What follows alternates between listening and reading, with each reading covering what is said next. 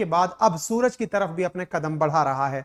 सूरज की तरफ कदम बढ़ाते समय भारत के कदम कितने खास होंगे, क्या मायने रखेंगे, इसे केवल आप इस बात से समझ सकते हैं कि जो चंद्रयान 3 हमने भेजा है ये मात्र 3,83,000 किलोमीटर भेजा गया है पृथ्वी से, लेकिन जो अब हम सूर्य की तरफ मिशन भेज रहे हैं जिसे आदित्य L1 के नाम से जाना जा रहा है, वो पृथ्वी से 15 लाख किलोमीटर दूर जा रहा है।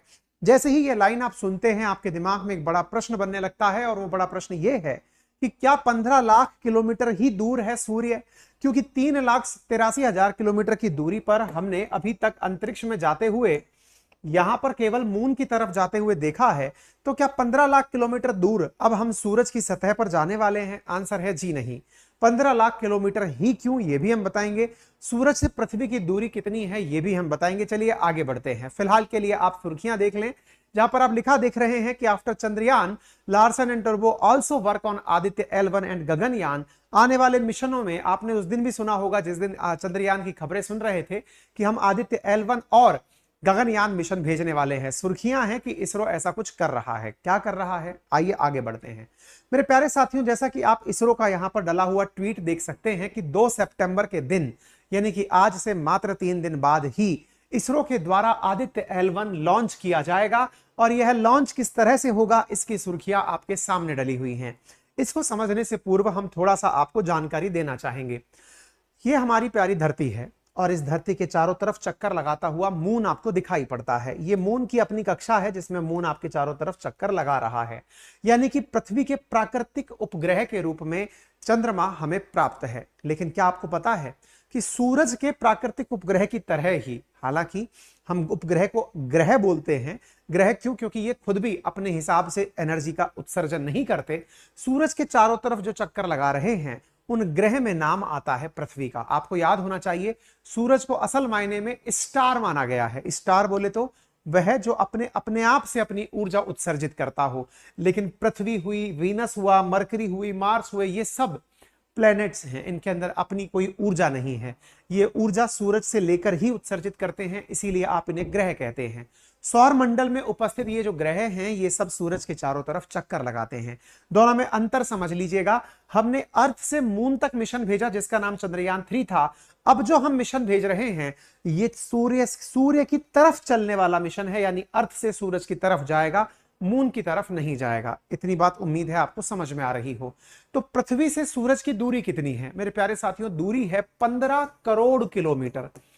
15 CR, 15 करोड़ किलोमीटर की दूरी है सूरज और अर्थ के बीच में। और सूरज और अर्थ के बीच की जो ये दूरी है, इसमें हम 15 लाख किलोमीटर की दूरी पर भेज रहे हैं आदित्य L1 को। ध्यान से सुनिएगा, कितना दूर है इसका आप अंदाजा लगा सकते हैं। अब आपके दिमाग में एक बड़ा प्रश्न बनने लगेगा कि फिर हम 15 लाख अभी क्यों भेज रहे हैं?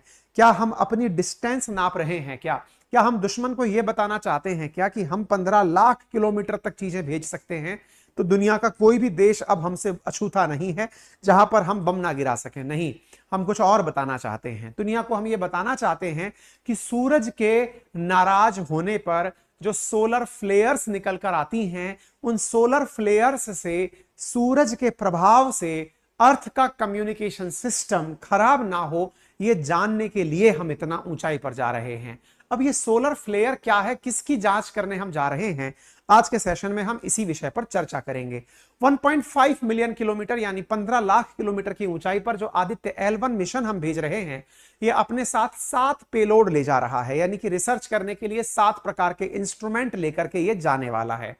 ये जब जाएगा आंध्र प्रदेश के श्रीहरिकोटा से इसको लॉन्च किया जाएगा, ये 4 महीने बाद 15 लाख किलोमीटर की ऊंचाई पर पहुंचेगा। आदित्य L1 में जो ये L1 पॉइंट यूज किया गया है, ये L1 पॉइंट लैग्रेजियन पॉइंट को कहा जाता है।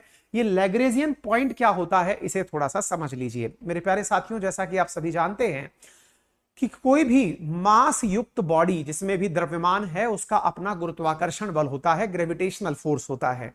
पृथ्वी का अपना ग्रेविटेशनल फोर्स होगा, ठीक इसी प्रकार से सूरज का अपना ग्रेविटेशनल फोर्स होगा। पृथ्वी और सूरज के अपने अपने ग्रेविटेशनल फोर्सेस हैं। इन दोनों के द्वारा ऑब्जेक्ट्स को अपनी तरफ खींचा जाता है।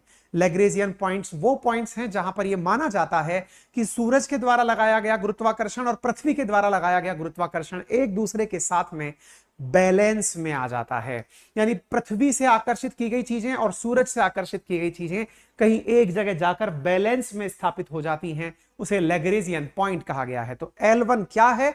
L1 वो जगह है जहां से सूरज और पृथ्वी के बीच का गुरुत्वाकर्षण बिल्कुल मैनेज हो जाता है। उम्मीद है आपको यह समझ में आ जाए। पृथ्वी और सूर्य के बीच में ऐसे 5 बिंदु हैं जिन्हें L1, L2, L3, L4, L5 कहा गया है, जहां पर कोई भी ऑब्जेक्ट अगर प्रेजेंट रहेगा ना तो वो पृथ्वी की तरफ खिंचकर जाएगा, ना वो सूरज की तरफ खिंचकर जाएगा, और वो बीच में आ जाएगा। ये बिल्कुल वैसे ही है जैसे आप रस्साकसी जब करते हैं तो कोई बीच में आकर के चीज अटक जाती है और उसमें दोनों तरफ के बीच का संतुलन स्थापित हो जाता है। बिल्कुल L1 पॉइंट को आप ऐसे समझ सकते हैं। बड़ा सवाल है, हम भेज क्यों रहे हैं, हम चाहते क्या हैं? 4 महीने की इस यात्रा से अल्टीमेटली हम पाना क्या चाहते हैं? अब आप वो भी समझिए कि हम पाना क्या चाहते हैं, उसे समझिए।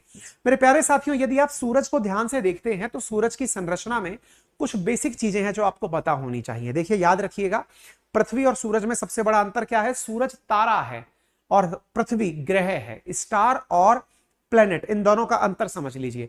स्टार वो हैं जो अपनी ऊर्जा से उदीयमान हैं, चमक रहे हैं, जैसे कि सूरज, इसकी अपनी ऊर्जा है जिससे ये चमकता है। पृथ्वी के अंदर अपनी ऊर्जा नहीं है, ये सूरज की ऊर्जा से चमकती है, इसलिए इसे ग्रह कहा गया है। तो ये जो सूरज आपको दिखाई दे रहा है, इस सूरज के अंदर ऐसा क्या है जिससे ये चमकता है? तो कहा जाता है यहां पर हीलियम गैस है, बहुत सारे रेडियो एक्टिव तत्व हैं जिनके आपस में क्रियाओं के फलस्वरूप ये चमकता है और इतनी ऊर्जा ये पैदा करता है। मेरे प्यारे साथियों, सूरज के अंदर इस प्रकार से इंटरनल स्ट्रक्चर है, प्रोमिनेंस है, सब सरफेस है, फोटोस्फीयर है, क्रोमोस्फीयर है और कोरोना जैसी जगह बनी हुई है। मेरे प्यारे साथियों, सूरज के अंदर जो फोटोस्फीयर है, जो चमकीला स्थान है, उसके बाहर की तरफ क्रोमोस्फीयर है जो कि उससे तुलनात्मक थोड़ा कम चमकीला स्थान है, और सबसे बाहर कोरोना है। अब ये कोरोना आप में से कईयों को याद दिलाएगा अपने देश में फैले हुए कोरोना की। असल में वो कोरोना ये नहीं है। ये कोरोना असल में इस तरह से समझिएगा कि ये सूरज के चारों तरफ का वो उजाले वाला स्थान है जहां से रोशनी दिखाई पड़ती है। अगर आप सूरज को कभी देखें तो वो जो चमकती हुई सी जगह जो बाहर की तरफ लहर बनती हुई दिखाई देती है, उसे कोरोना के रूप में कंसीडर किया गया है। अच्छा मेरे प्यारे साथियों, लेकिन जब सूरज का बहुत गहराई से अध्ययन किया जाता है तो सूरज कुछ ऐसा दिखाई पड़ता है। जब आप सूरज को बहुत गहराई से अध्ययन करते हैं तो आपको कुछ ऐसे दृश्य दिखाई पड़ते हैं जिसमें सूरज के ऊपर ऐसा लगता है जैसे ज्वालामुखी फट रहे हैं, सूरज के ऊपर बहुत तेजी से विस्फोट हो रहे हैं। सूरज के ऊपर हो रहे विस्फोट में से कुछ इस प्रकार की लहरें ज्वालामुखी की तरह बाहर निकलकर आ रही हैं। आपको जानकर आश्चर्य होगा, ये जो निकलने वाली लहरें हैं इन्हें सोलर फ्लेयर कहा जाता है, और ये 30 लाख किलोमीटर प्रति सेकंड की रफ्तार से ट्रेवल करती हैं और इतना तेजी से ये पृथ्वी की तरफ दौड़ती हैं। आपको जानकर और आश्चर्य होगा, ये जो निकली हुई सूरज से निकली हुई सोलर फ्लेयर्स हैं, ये रास्ते में यानी कि ब्रह्मांड में मौजूद तत्वों को आयोनाइज करने का कार्य करती हैं। उनके आयनित हो जाने से इलेक्ट्रोस्फीयर मैग्नेटोस्फीयर प्रोड्यूस होता है, और उनके आयनित होने से वो आयनित आवेशित जो कण हैं वो पृथ्वी की तरफ चल पड़ते हैं। और जब ये पृथ्वी की तरफ चलते हैं तो पृथ्वी के चारों तरफ चक्कर लगा रही जो कम्युनिकेशन सैटेलाइट्स हैं उनका रास्ता बिगाड़ देते हैं। मेरे प्यारे साथियों, आज पृथ्वी पर जो भी संचार है, आप में से मुझ में से जो भी लोग किसी ना किसी प्रकार से कम्युनिकेशन के माध्यम से जुड़े हैं, अमेरिका में कोई भी घटना घटित हो और आपको तुरंत पता चल जाती है, इसके पीछे का बड़ा कारण सैटेलाइट्स हैं। लेकिन जब सैटेलाइट्स का आपके साथ संवाद किसी इलेक्ट्रिक और मैग्नेटिक प्रभाव के चलते अटक जाए तो आप विचार करिए कि आपका कम्युनिकेशन सिस्टम पूरी तरह बर्बाद हो जाएगा। इस कम्युनिकेशन सिस्टम को बर्बाद होने में सूरज की तरफ से उठी हुई इन सोलर फ्लेयर्स का बहुत महत्व है, और यह कहा जाता है कि सूरज से उठने वाले ये तूफान, जिन्हें सौर तूफान कहा जाता है, ये संभवतः 11 साल में एक बार तो आते ही हैं। 2024 सोलर तूफान का बड़ा साल माना जा रहा है, जिसमें यह अपेक्षा की जाती है कि 2024 में बहुत सारे सोलर तूफान आएंगे, और सोलर तूफान आने से कम्युनिकेशन सिस्टम पूरी तरह चरमरा जाएंगे। ऐसी स्थिति में सूरज की तरफ भेजे गए जो भी मिशन हैं वो आने वाले समय में कम्युनिकेशन सैटेलाइट्स को यह बताएंगे कि अब क्या हो रहा है। उसकी वजह से इसरो पहले से तैयारी करके रख सकता है और अपने सैटेलाइट्स को सुरक्षित रख सकता है। उम्मीद है कि आप लोग इस बात को अब पूरी तरह से समझ गए हों। ये जो विशाल धाराएं आवेशित कणों की निकलती हैं, इन्हें कोरोनल मास इजेक्शन कहा जाता है और ये 15 करोड़ किलोमीटर दूर स्थित पृथ्वी की तरफ इस तरह का कार्य करती हैं। फिर एक बड़ा सवाल बनता है कि सर एक बात बताइए, क्या ऐसा पहले कभी हुआ है? 2011 में हुआ था साथियों। चीन में शक्तिशाली सोल फ्लेयर्स के कारण पूरी तरह से उनका रेडियो संचार बाधित हो गया था। ये 2011 की खबर है, आप इसे देख सकते हैं। Huge solar flare said to jam Chinese communication. इसके साथ साथ 1989, 1959 में इस प्रकार के तूफान और भी आए हैं जिनकी वजह से कम्युनिकेशन पूरी तरह बाधित हुआ है। 2024 में बहुत तेज सोलर तूफान की अपेक्षा की जा रही है। तो उम्मीद है अब आपको L1, L2, L3 से संबंधित बात भी समझ में आ गई होगी, लैग्रेंजियन पॉइंट क्या है ये भी समझ में आ गया होगा। बाय द वे साथियों, ये जो पूरा कंटेंट हमने यहां पर लिखित में आपको उपलब्ध कराते हैं, पढ़ने लायक जो कंटेंट है, ये हम अपने टेलीग्राम पर भी डालते हैं। अंकित अवस्थी सर के नाम से वेरीफाइड अकाउंट है, GKY अंकित अवस्थी सर के नाम से भी वेरीफाइड टेलीग्राम पर अकाउंट है, जिस पर 2.5 लाख 1.5 लाख लोग जुड़े हुए हैं। आप वहां जाकर कनेक्ट कर सकते हैं, ये पूरी PDF आपको वहां पर प्राप्त हो जाएगी, ठीक है ना। अच्छा, इसके अध्ययन के लिए हम क्या कर रहे हैं? इस आदित्य L1 में, जो कि Indian institute of astrophysics visible emission line coronagraphy के द्वारा विकसित किए गए पेलोड को लेकर जा रहा है। इसमें यूवी पेलोड लगा है, एक्सरे पेलोड लगा है, और ये पेलोड जाकर के वहां के प्रॉपर प्रकार के अध्ययन कर पाएंगे, विशेष रूप से कोरोना की हीटिंग का, कोरोनल मास इजेक्शन का, जो ये सोलर फ्लेयर्स निकलती है इनका, प्री फ्लेयर का, फ्लेयर एक्टिविटीज का, पार्टिकल के मूवमेंट का, स्पेस वेदर का अध्ययन करने के लिए इन्हें भेजा जा रहा है। आपके दिमाग में बड़े प्रश्न बनेंगे कि हमारे जो 7 पेलोड हैं वो कौन कौन से हैं।